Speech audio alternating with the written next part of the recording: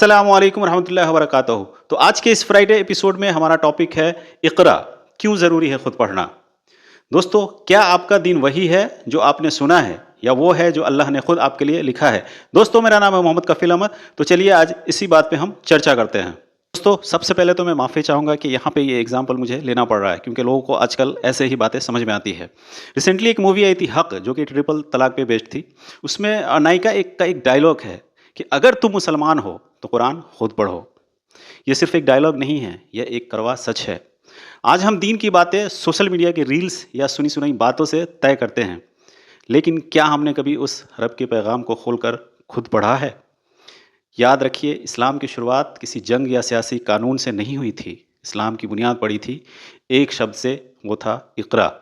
अल्लाह ताला ने जिब्रील अलैहिस्सलाम के ज़रिए जो पहली आयत भेजी थी, वो थी इक़रा बिस्मिका रब्बिकल्लज़ी खलक़। इसका क्या मतलब है? पढ़ो ए नबी सल्लल्लाहु अलैहि वसल्लम, अपने रब के नाम के साथ जिसने पैदा किया। तो सोचिए, अल्लाह ने सबसे पहले नमाज पढ़ो या रोज़ा रखो नहीं कहा, बल्कि क्या कहा? पढ़ो।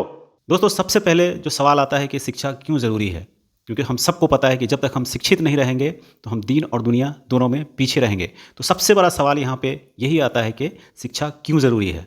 तो इसके कई पहलू हैं, जैसे कि गुमराह होने से बचने के लिए अगर आप पढ़ना नहीं जानते हैं तो लोग कुरान की आयतों का गलत मतलब बताकर आपको भटका सकते हैं। उसके बाद जो सबसे बड़ा पहलू इसका ये है कि खुद के हक़ के लिए जब आप पढ़ते हैं तो आपको पता चलता है कि इस्लाम ने औरतों को, यतीमों को और इंसानों को क्या ऊंचा दर्जा दिया है।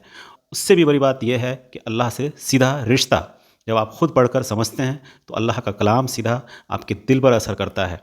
आजकल एम्पावरमेंट, सशक्तिकरण की हम बात बहुत ही ज़्यादा करते हैं, हम सोशल मीडिया पे सुनते हैं। तो आज हमारे समाज में जो एजुकेशन है, तालीम है, की सबसे ज़्यादा ज़रूरत है। चाहे वो दुनियावी पढ़ाई हो या दीनी पढ़ाई हो, दोनों का मकसद एक ही है, इंसान को इंसान बनाना और हक़ को पहचानना। अपनी आने वाली नस्लों के हाथ में सिर्फ मोबाइल मत दीजिए, उन्हें इल्म, नॉलेज की ताकत दीजिए, ताकि कल उनसे कोई कुछ कहे तो वो सीना ठोक कर कह सके कि मैंने अपने रब का कलाम खुद पढ़ा है और मैं सच जानता हूँ। तो दोस्तों, बेइल्मी, अज्ञानता क्या है? अंधेरा है, और इल्म, एजुकेशन रोशनी है। तो इस रोशनी को अपने घर लाइए, पढ़िए, समझिए और फिर अमल कीजिए। आप अगर पढ़े लिखे नहीं हैं तो अपने बच्चों को पढ़ाइए, क्योंकि अल्लाह का जो पहला हुक्म है सजदा करो नहीं था, पहला हुक्म था इक़रा, पढ़ो।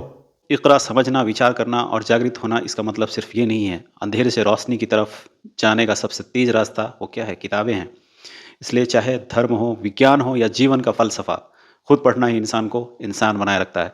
तो आज के इस वीडियो में इतना ही था। मिलते हैं नेक्स्ट वीडियो में। Thank you so much for watching this video.